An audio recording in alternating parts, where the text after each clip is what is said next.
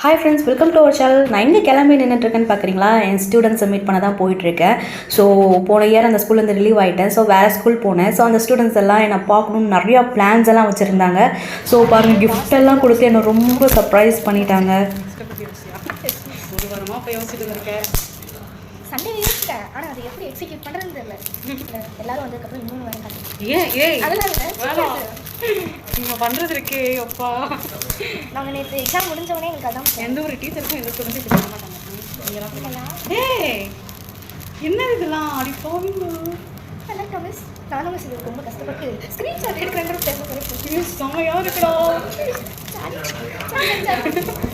இது என்ன கொடுத்துட்டாங்க?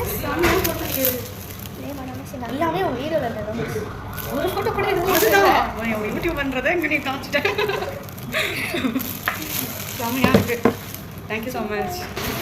என்ன எதுக்கு இப்படிலாம் பண்ணி எமோஷ்னலாக? இது எனக்கு ரொம்ப எமோஷ்னலான ஒரு மொமெண்ட். ஸோ அந்த ஸ்கூல் விட்டு வந்ததுக்கப்புறமும் ஒரு ஸ்டூடெண்ட்ஸால் இந்த அளவுக்கு லவ் அண்ட் கேர் ஒரு டீச்சர் மேலே கொடுக்க முடியுமா அப்படின்றத அவங்க மீட் பண்ணப்போ புரிஞ்சுக்கிட்டேன். அவங்க எனக்கு கொடுத்த கிஃப்ட்ஸ் அண்ட் ஃபிங்கர் பிரிண்ட்ஸ் மூலயமா அவங்க என்னை எவ்வளோ மிஸ் பண்ணுறாங்க அப்படின்றத தெரிஞ்சுக்கிட்டேன். எவ்வளோ பெரிய கிஃப்ட்ஸ் மெடல்ஸ் வாங்கினாலும் இவங்களோட லவ்வுக்கு ஈடே கிடையாது அப்படின்றத நான் உங்கள்கிட்ட சொல்லிக்கிறேன். இந்த மாதிரி உங்கள் டீச்சர்ஸை நீங்கள் யாராவது மிஸ் பண்ணுறீங்க அப்படின்னா கமெண்ட்ஸில் சொல்லுங்கள். பாய்.